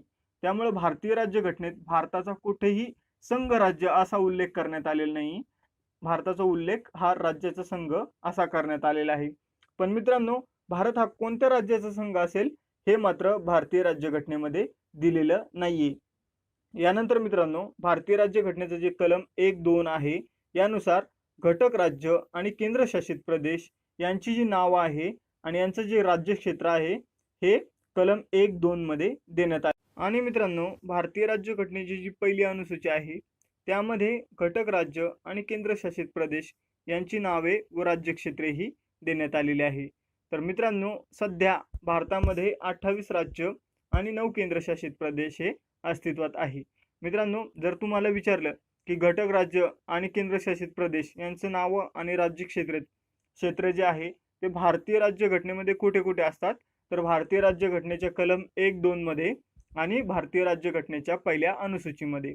यानंतर मित्रांनो भारतीय राज्यघटनेचे कलम 1:3 नुसार घटक राज्य, केंद्रशासित प्रदेश आणि संपादित केली जातील अशी क्षेत्रे मिळून भारताचं जे राज्यक्षेत्र आहे ते बनलेले असेल.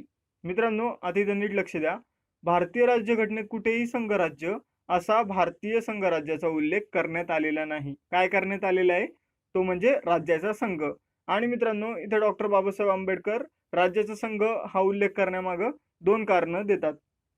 ती म्हणजे आपली राज्य हे करार करून एकत्र आलेले नाही. मित्रांनो अमेरिकेची जी राज्य आहे ते वेगवेगळे देश होते, पहिले वेगवेगळ्या वसाहती होत्या आणि ते करार करून एकत्र येऊन अमेरिका बनलेला आहे. त्यामुळे अमेरिकेला काय म्हणतात?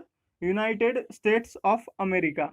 त्यासारखं भारत हा करार करून एकत्र आलेला नाही. भारतातील राज्य जे आहे ती करार करून एकत्र आलेली नाही. भारताने प्रशासनाच्या सोयीकरता आपल्या राज्याचं, आपल्या देशाचं राज्यामध्ये डिवायडेशन जे आहे ते केलेलं आहे. यानंतर मित्रांनो दुसरं कारण काय आहे, तर ते म्हणजे राज्यांना फुटून बाहेर पडण्याचा अधिकार नाही. तर अमेरिकेमध्ये ते करार करून एकत्र आलेले असल्यामुळे त्यांना फुटून बाहेर पडण्याचा सुद्धा अधिकार आहे, तो भारतीय राज्यांना नाही. मित्रांनो भारतीय राज्यघटनेच्या कलम 2 मध्ये नवीन राज्य दाखल करून घेणे किंवा स्थापन करणे ही तरतूद देण्यात आलेली आहे. मित्रांनो भारतीय राज्यघटनेच्या कलम 2 मध्येच संसदेला 2 अधिकार देण्यात आलेले आहे. पहिला अधिकार काय, तर योग्य अटी व शर्तीनुसार कायद्याद्वारे नवीन राज्य संघराज्यात सामील करण्याचा अधिकार. पहिला अधिकार काय देण्यात आलेला आहे संसदेला? योग्य अटी व शर्तीनुसार कायद्याद्वारे नवीन राज्य संघराज्यात सामील करण्याचा अधिकार. आणि दुसरा अधिकार काय देण्यात आलेला आहे, तो म्हणजे नवीन राज्य स्थापन करण्याचा अधिकार. इथं सामील करण्याचा अधिकार आणि इथं स्थापन करण्याचा अधिकार, तर असे 2 अधिकार संसदेला भारतीय राज्यघटनेच्या कलम 2 नुसार देण्यात आलेले आहे. मित्रांनो आता यानंतर भारतीय राज्यघटनेचे जे कलम 3 आहे यामध्ये नवीन राज्याची निर्मिती याची तरतूद देण्यात आलेली, नवीन राज्याच्या निर्मितीची तरतूद ही देण्यात आलेली आहे. आता नीट मित्रांनो तुम्ही कलम 2 आणि कलम 3 मधला फरक आपण इथे समजून घेऊ. तर मित्रांनो कलम 3 मध्ये एखादं राज्य अस्तित्वात आहे त्यापासून नवीन राज्याची निर्मिती करायची, तर याची तरतूद कलम 3 मध्ये देण्यात आलेली आहे. जसं की आंध्र प्रदेश पासून तेलंगणाची निर्मिती केली. आणि कलम 2 मध्ये एखादं नवीन प्रदेश आहे, भूप्रदेश आहे, त्याला भारतीय संघ राज्यात सामील करून घ्यायचं आहे आणि मग त्याला राज्य बनवायचं आहे, तर ही तरतूद कलम 2 मध्ये देण्यात आलेली. म्हणजे एखादा भूप्रदेश भारताचा भाग नाहीये, तो भारतामध्ये सामील करून घेऊन त्याला राज्य बनवायचं, हे कलम 2 नुसार होऊ शकतं. तर कलम 3 नुसार एखाद्या राज्यामधून दुसऱ्या राज्याची निर्मिती ही कलम 3 नुसार होऊ शकते. मित्रांनो कलम 3 मध्ये सुद्धा संसदेला 2 अधिकार देण्यात आलेले आहे. पहिला अधिकार म्हणजे नवीन राज्याची निर्मिती करण्याचा अधिकार. आणि हे नवीन राज्य कसे निर्मिती केले जाईल, तर अस्तित्वात असलेल्या राज्यापासूनच नवीन राज्य हे निर्मित केले जाईल. यानंतर मित्रांनो संसदेचा दुसरा अधिकार आहे तो म्हणजे अस्तित्वात असलेल्या राज्यांची क्षेत्र, सीमा आणि नावे यामध्ये बदल करण्याचा अधिकार. तर अशा प्रकारचे 2 अधिकार हे कलम 3 नुसार भारतीय संसदेला देण्यात आलेले आहे.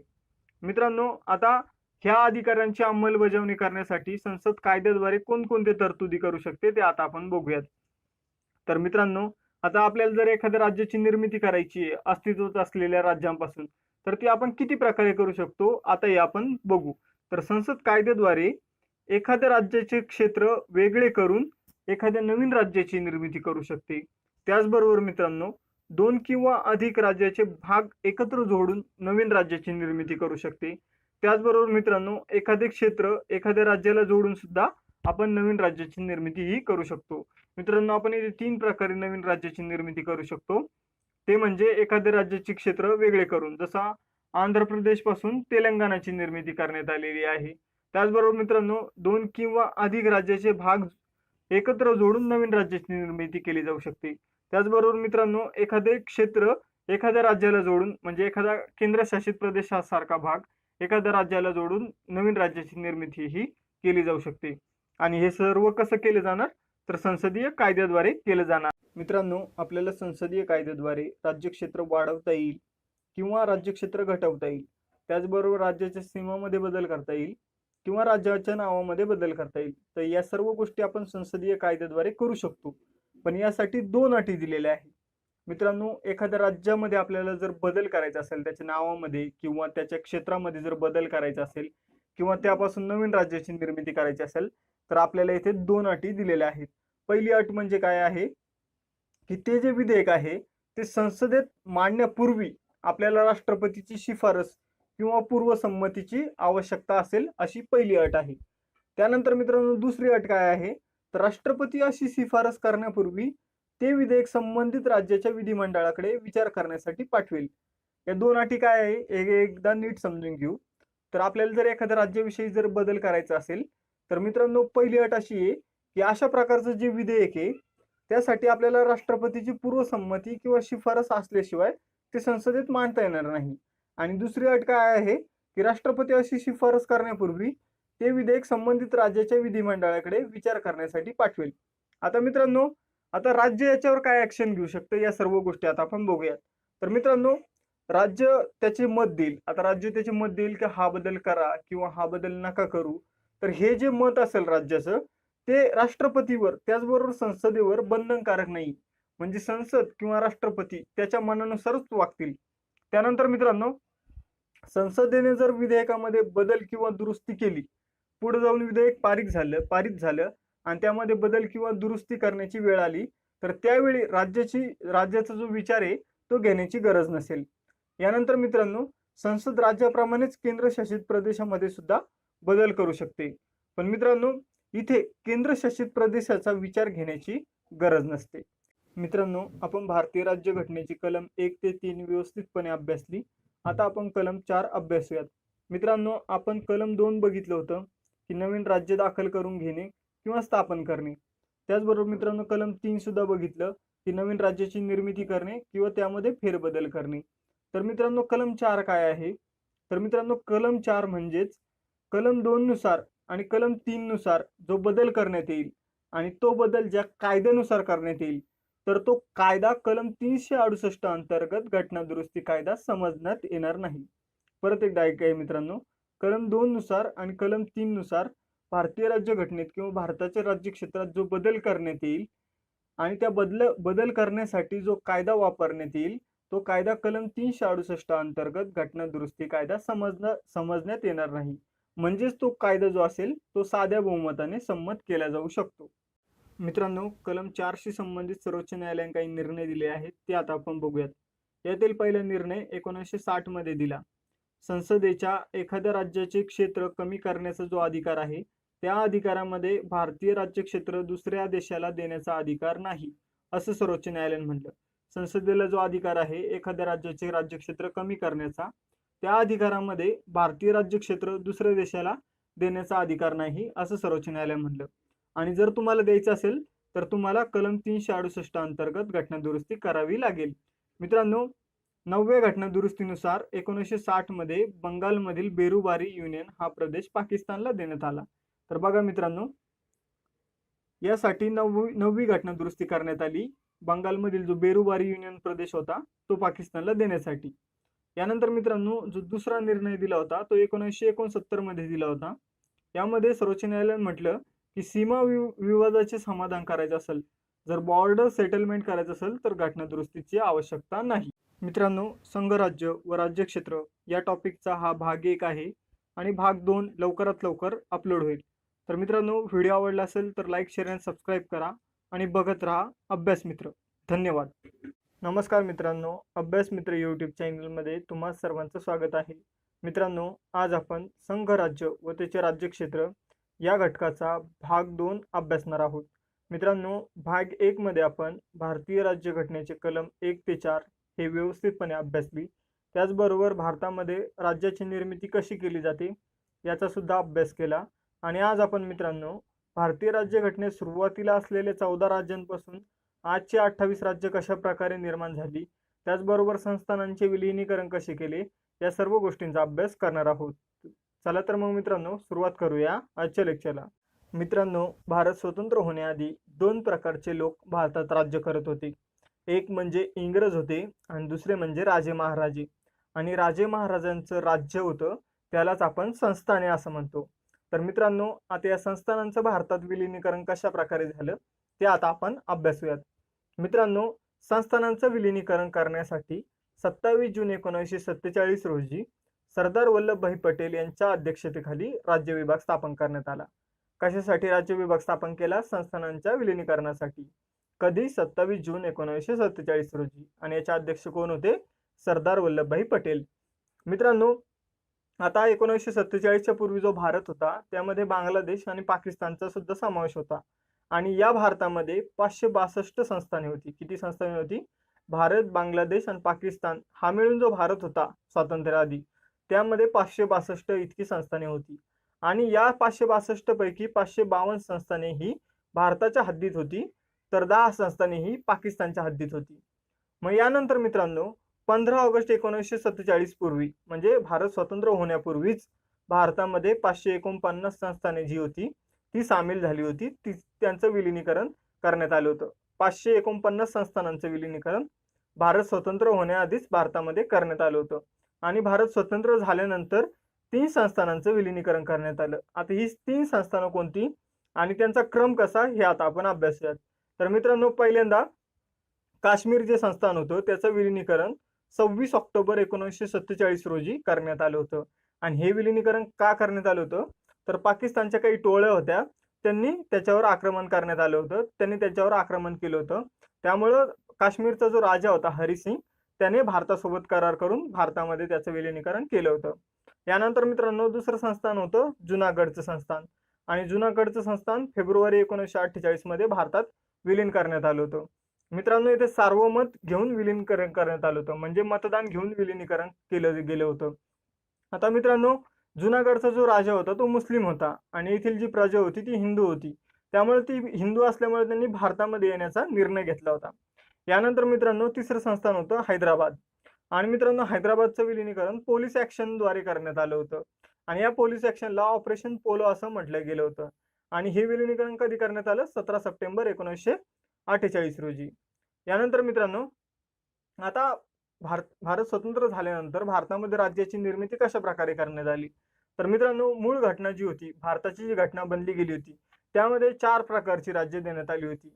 आणि या 4 प्रकारच्या राज्याला 4 फोल्ड डिव्हिजन असं म्हटलं गेलं होतं. मूळ जी भारताची घटना होती म्हणजे 26 नोव्हेंबर 1949 रोजी जी भारताची घटना होती. आणि आपण भारताच्या घटनेची स्वीकृती कधी केली? 26 जानेवारी 1950 रोजी. तर 26 जानेवारी 1950 रोजी भारतीय घटनेत हे 4 फोल्ड डिव्हिजन म्हणजे राज्याच्या 4 विभागात वर्गीकरण करून देण्यात आले होते. तर मित्रांनो आता ते वर्गीकरण कशा प्रकारे होते हे आता आपण अभ्यासूयात. तर मित्रांनो भाग अ मध्ये 9 राज्य होती. आणि ती 9 राज्य कशाची होती? तर जे पहिले जे ब्रिटिश प्रांत होते भारतातले, ब्रिटिश ज्या भागावर राज्य करायची तर त्या भागाचे 9 राज्यामध्ये रूपांतर करण्यात आले होते. आणि या 9 राज्याला गव्हर्नर्स राज्य असं म्हणून ओळखलं जायचं किंवा याचा गव्हर्नर्स राज्य म्हणून उल्लेख केला जायचा. यानंतर मित्रांनो भाग ब मध्ये कोणती राज्य होती? तर भाग ब मध्ये 9 राज्य होती. भाग ब मध्ये सुद्धा 9 राज्य होती. आणि ती 9 राज्य कोणती होती? तर भारतामध्ये जे राजे राज्य करत होते तर त्या राजांची संस्थानं मिळून ती 9 राज्य बनली गेली होती आणि यांचा उल्लेख राज्यप्रमुखांची राज्य म्हणून केला जात होता. यानंतर मित्रांनो भाग क मध्ये 10 राज्य होती आणि ही 10 राज्य केंद्रशासित प्रदेश होती आणि मित्रांनो या केंद्रशासित प्रदेशांचा उल्लेख कमिशनर्सची राज्य म्हणून केला जात होता. यानंतर मित्रांनो भाग ड मध्ये एक राज्य होते आणि एकच राज्य होते, फक्त एक राज्य आणि ते म्हणजे अंदमान निकोबार. मित्रांनो आता आपण बघूयात भाषावार राज्य पुनर्रचना. पण भाषावार राज्य रचना म्हणजे काय हे पहिले समजून घेऊयात. आपण महाराष्ट्रात राहतो आणि महाराष्ट्रातले लोक मराठी बोलतात. त्याचबरोबर तेलंगणामधील लोक तेलुगू बोलतात. मद्रास म्हणजेच तमिळनाडूमधील लोक तमिळ बोलतात. त्याचबरोबर कर्नाटकमधील लोक कन्नड बोलतात. केरळमधील लोक मल्याळम बोलतात. अशा प्रकारे जी राज्याची रचना असते त्याला भाषावार राज्य रचना असं म्हणतात. पण ही जी रचना आहे ती स्वातंत्र्यापूर्वी नव्हती आणि स्वातंत्र्यापूर्वीच काही ठिकाणी असं म्हणण्यात आलं होतं की आपण जेव्हा आपला देश स्वतंत्र होईल तेव्हा भाषावार राज्य पुनर्रचना ही केली जाईल. त्यानंतर मित्रांनो स्वातंत्र्यानंतरही भाषावार राज्य पुनर्रचनेसाठी प्रयत्न केले गेले. आता ते सर्व आता आपण अभ्यासूयात. मित्रांनो भाषावार राज्य पुनर्रचनेसाठी स्वातंत्र्याआधी केलेले प्रयत्न. तर 1905 मध्ये बंगालमध्ये भाषावार राज्य पुनर्रचनेसाठी मागणी सर्वप्रथम ही करण्यात आली होती. कधी? 1905 मध्ये आणि कुठे? बंगालमध्ये. त्यानंतर 1917 मध्ये तेलुगू लोकांनी मद्रासमधून आंध्र वेगळा करण्याची मागणी केली. कोणी? तेलुगू लोकांनी. कशामधून? मद्रासमधून आंध्र वेगळा करण्याची मागणी केली 1917 मध्ये आणि 1917 मध्येच वर्ल्ड वॉर 1 जे पहिले महायुद्ध होते ते झाले होतं. यानंतर मित्रांनो 1920 मध्ये काँग्रेसचे जे नागपूर अधिवेशन होतं 1920 मध्ये काँग्रेसचं नागपूरला अधिवेशन भरलं होतं. त्या अधिवेशनात भाषावार राज्य पुनर्रचनेचे तत्व हे स्वीकारण्यात आले होते. यानंतर 1928च्या नेहरू रिपोर्टमध्ये सुद्धा भाषावार प्रांत रचनेचे तत्व स्वीकारण्यात आले होते. आता हे जे सर्व गोष्टी आहे या स्वातंत्र्यापूर्वी आहे. जसं की 1905 मध्ये बंगालमध्ये मागणी, 1917 मध्ये तेलुगू लोकांची मद्रासमधून आंध्र वेगळा करण्याची मागणी, 1920 मध्ये काँग्रेसच्या नागपूर अधिवेशनात राज्य पुनर्रचनेचे जे तत्व आपण स्वीकारले ते, त्यानंतर 1928च्या नेहरू रिपोर्टमध्ये सुद्धा भाषावार प्रांत रचनेचे तत्व स्वीकारण्यात आले. तर या सर्व गोष्टी स्वातंत्र्याआधी होत्या, पण स्वातंत्र्यानंतरही काही गोष्टी घडल्या तर त्या आता आपण अभ्यासूयात. मित्रांनो स्वातंत्र्यानंतर भाषावार राज्य पुनर्रचनेसाठी काही आयोग नेमण्यात आले. तर या आयोगांचा आपण एक एक करून अभ्यास करूयात.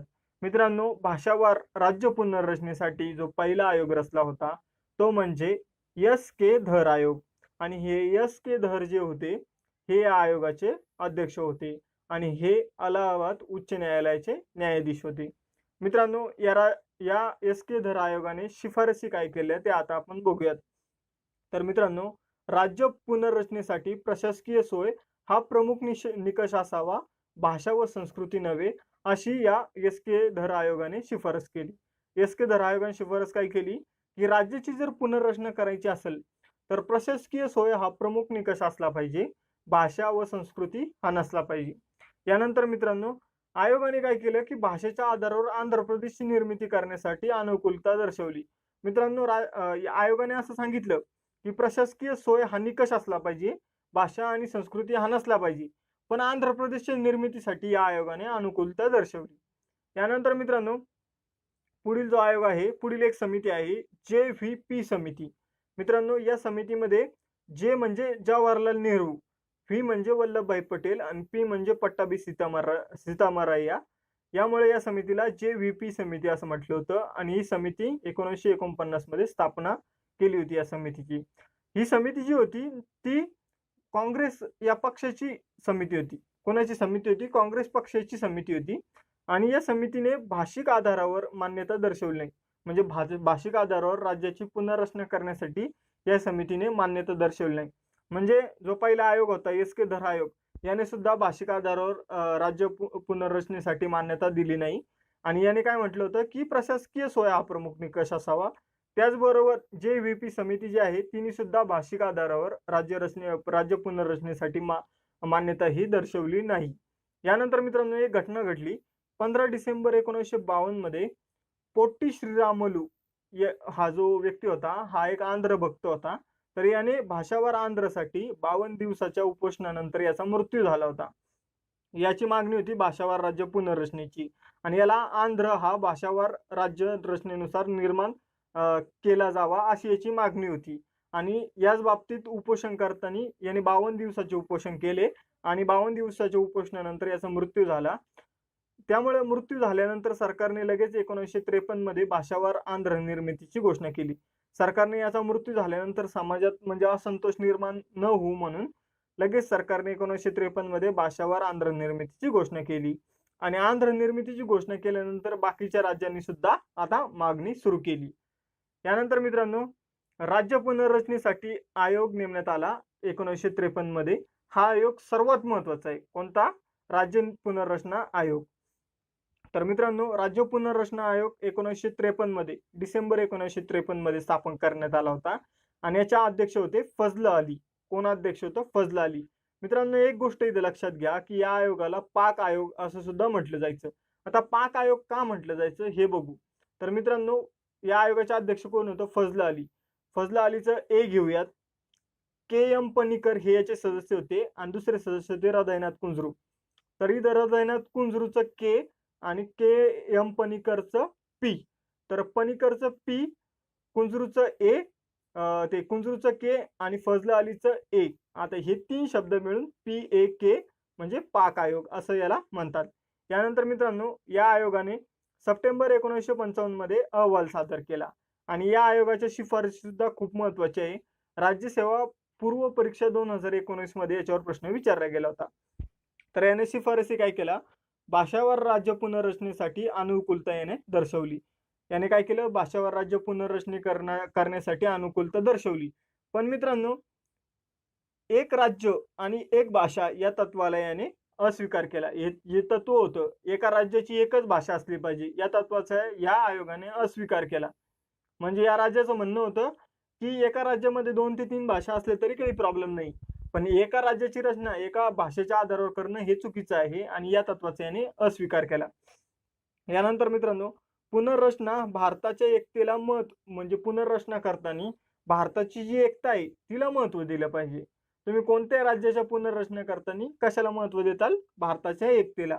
आणि मूळ घटनेत जे 4-4 डिव्हिजन होतं ते रद्द करण्याचं या आयोगाने सांगितलं. या आयोगाने त्याची शिफारस केली आणि ते रद्द करून 16 राज्य आणि 3 केंद्रशासित प्रदेश निर्माण करा असं या आयोगाने सांगितलं. तर या आयोगाच्या शिफारसी महत्वाच्या आहे, ते एकदा आपण बघून घेऊ. भाषावार जी राज्य पुनर्रचना आहे याला मान्यता भेटली. यानंतर एक राज्य एक भाषा या तत्वाचा अस्वीकार केला या आयोगाने.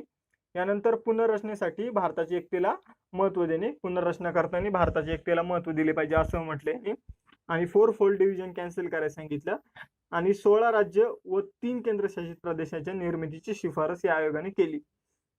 यानंतर मित्रांनो, आता राज्याची निर्मिती कशा प्रकारे झाली ते आता आपण अभ्यासूयात. मित्रांनो, भारत सरकारने जो राज्य पुनर्रचना आयोग होता तो आता आपण बघितला हा आयोग. तर याच्या शिफारसी मान्य करून त्यामध्ये थोडंफार चेंज करून त्या स्वीकारल्या. आणि मित्रांनो, ऑगस्ट 1956 मध्ये राज्य पुनर्रचना कायदा 1955 संमत केला. संमत कधी केला? 1956 मध्ये, ऑगस्ट 1956 मध्ये. आणि कायद्याचं नाव काय होतं? राज्य पुनर्रचना कायदा 1955. इथं तुम्ही लक्ष द्या. मित्रांनो, आता याची अंमलबजावणी कधीपासून झाली? 1 नोव्हेंबर 1956 पासून. परत एकदा सांगतो, ऑगस्ट 1956 मध्ये राज्य पुनर्रचना कायदा 1955 संमत केला आणि याची अंमलबजावणी 1 नोव्हेंबर 1956 पासून सुरू झाली. तर मित्रांनो, यानुसार काय बदल झाले, या कायद्यानुसार काय बदल झाले ते आता आपण अभ्यासूयात. तर मित्रांनो, आता आपण बघूयात भाग अ आणि भाग ब म्हणजे 4-4 डिव्हिजन सांगितलं होतं. त्यामधील भाग अ आणि भाग ब मधील जे राज्य होते त्यामधील फरक आता संपुष्टात आणण्यात आला. त्यानंतर मित्रांनो, भाग क मधील जे राज्य होती त्यांना काहींना राज्य बनवण्यात आले तर काहींना केंद्रशासित प्रदेश बनवण्यात आले. आणि भारतात 14 राज्य व 6 केंद्रशासित प्रदेशांची निर्मिती करण्यात आली. आता राज्य पुनर्रचना आयोगाने 16 राज्य आणि 3 केंद्रशासित प्रदेशाची निर्मिती करण्याची शिफारस केली होती. मात्र इथं किती राज्याची निर्मिती करण्यात आली? 14 राज्याची आणि 6 केंद्रशासित प्रदेशांची निर्मिती करण्यात आली. आणि हे करण्यासाठी 7वी घटना दुरुस्ती 1956 ही करण्यात आली होती.